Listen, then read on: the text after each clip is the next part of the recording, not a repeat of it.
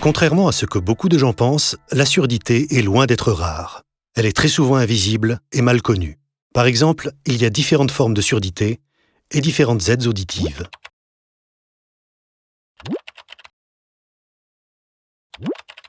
Les personnes sourdes ou malentendantes peuvent communiquer par différents moyens. En langue des signes française, en langue française parlée complétée, à l'oral en s'aidant de la lecture labiale ou en utilisant l'écrit. Pour bien accueillir ces patients et garantir leur accès aux soins, c'est à nous, professionnels de santé, d'être attentifs et de nous adapter. Pour accueillir une patiente ou un patient sourd ou malentendant, il y a 2 choses très simples à garder à l'esprit. Être sourd ne signifie pas être muet, et ce n'est pas parce que quelqu'un parle et semble vous entendre qu'il vous a parfaitement compris. Si votre établissement est équipé d'une boucle magnétique, faites-le savoir à la personne à son arrivée.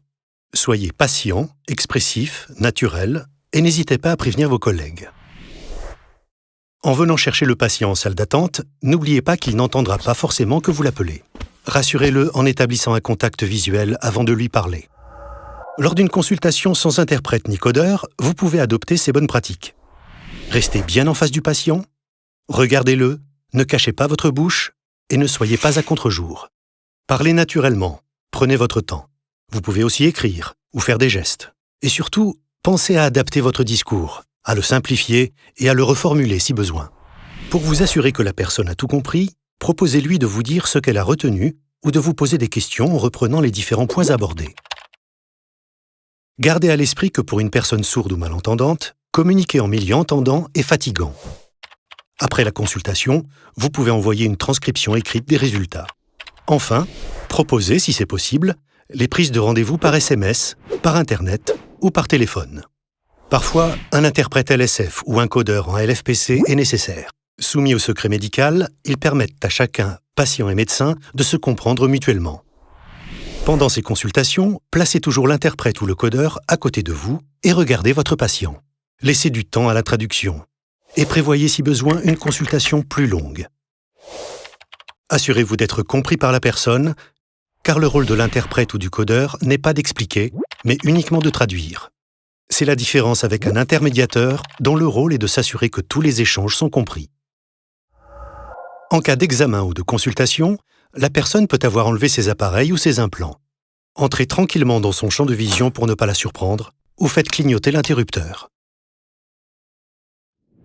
Pour une personne sourde ou malentendante, contacter les secours ou se rendre aux urgences peut être source d'inquiétude.